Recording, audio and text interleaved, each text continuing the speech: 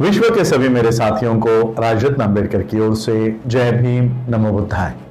आप सभी का हमारे चैनल पर हार्दिक स्वागत है। हम डॉक्टर बाबा साहब अंबेडकर जी द्वारा लिखित महान ग्रंथ द बुद्धा एंड इस धम्मा का अध्ययन कर रहे हैं। पिछले एपिसोड में हमने सिद्धार्थ गौतम के जन्म की अद्भुत कथा के बारे में जाना था। आज हम इस पुस्तक के अध्याय 4 यानी असित का आगमन, विजिट बाय असिता का अध्ययन करेंगे। तो आइए शुरू करते हैं। अध्याय 4, असित का आगमन। जिस समय बालक सिद्धार्थ का जन्म हुआ उसी समय हिमालय पर्वत पर असित नाम के एक महान ऋषि निवास करते थे। असित ने सुना कि आकाश में देवता बुद्ध बुद्ध का जयघोष कर रहे हैं। वे आनंद से अपने वस्त्र लहरा रहे थे और इधर उधर घूम रहे थे। यह देखकर असित ने सोचा, मैं जाकर पता लगाऊं कि यह महान बालक किस भूमि में जन्मा है। अपनी दिव्य दृष्टि से पूरे जम्बूद्वीप को देखने पर असित ने देखा कि राजा शुद्धोधन के घर एक तेजस्वी बालक का जन्म हुआ है। उसी के जन्म के कारण देवता इतने प्रसन्न और उत्साहित हैं। तब महान ऋषि असित अपने भतीजे नारदत्त के साथ उठे और राजा शुद्धोधन के महल के द्वार पर पहुंचे। असित ने देखा कि महल के द्वार पर हजारों लाखों लोग एकत्रित हैं। तब उन्होंने द्वारपाल से कहा, जाओ और राजा को सूचना दो कि एक ऋषि द्वार पर खड़ा है। द्वारपाल राजा शुद्धोधन के पास गया और हाथ जोड़कर बोला, हे महाराज, एक वृद्ध ऋषि जो बहुत बूढ़े और सम्मानित है द्वार पर खड़े हैं और आपसे मिलना चाहते हैं। राजा ने असित के लिए आसन तैयार करवाया और द्वारपाल से कहा, ऋषि को अंदर ले आओ। तब द्वारपाल बाहर आया और असित से बोला, कृपया अंदर पधारिए। असित राजा शुद्धोधन के पास पहुंचे और उनके सामने खड़े होकर बोले, हे राजन, आपकी विजय हो, आप दीर्घायु हो और धर्मपूर्वक अपने राज्य का शासन करें। राजा शुद्धोधन ने आदरपूर्वक असित के चरण स्पर्श किए और उन्हें आसन दिया। जब असित आराम से बैठ गए तो राजा ने कहा, हे ऋषिवर, मुझे याद नहीं कि मैंने आपको पहले कभी देखा हो। आप यहां किस उद्देश्य से आए हैं?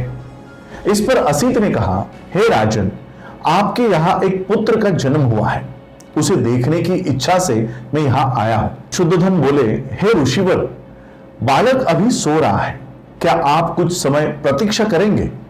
असित ने उत्तर दिया, हे राजन, ऐसे महान व्यक्ति अधिक समय तक नहीं सोते, वे स्वभाव से ही जागरूक होते हैं। तब बालक ने महान ऋषि असित पर करुणा करते हुए जागने का संकेत दिया। जब राजा ने देखा कि बालक जाग गया है तो उन्होंने अपनी दोनों भुजाओं में उठाया और ऋषि के सामने बालक सिद्धार्थ को लेकर आए। असित ने बालक को ध्यान से देखा।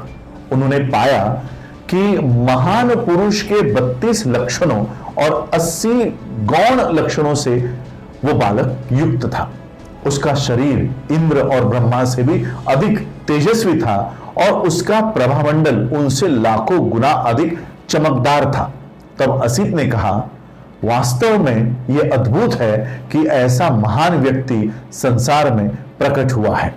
इसके बाद वे अपने आसन से उठे, हाथ जोड़कर बालक को प्रणाम किया, उसकी परिक्रमा की और उसे अपनी गोद में लेकर गहन चिंता में खड़े हो गए।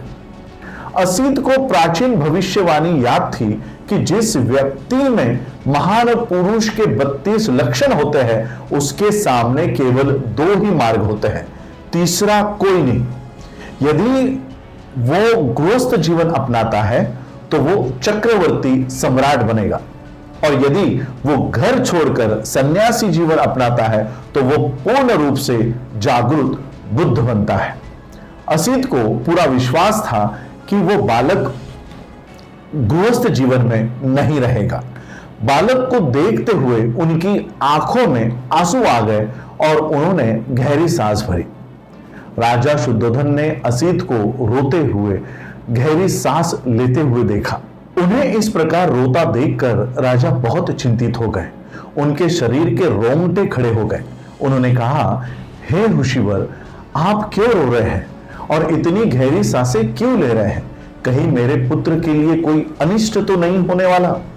तब असित ने कहा, हे राजन, मैं इस बालक के लिए नहीं रो रहा, उसके साथ कोई अनिष्ट नहीं होगा, मैं तो अपने लिए रो रहा हूं। राजन ने पूछा, ऐसा क्यों?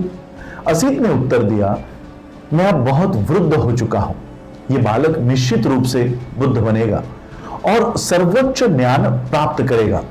ज्ञान प्राप्त करने के बाद यह उस महान धर्म चक्र को प्रवर्तित करेगा जिसे इससे पहले संसार में किसी ने नहीं चलाया होगा।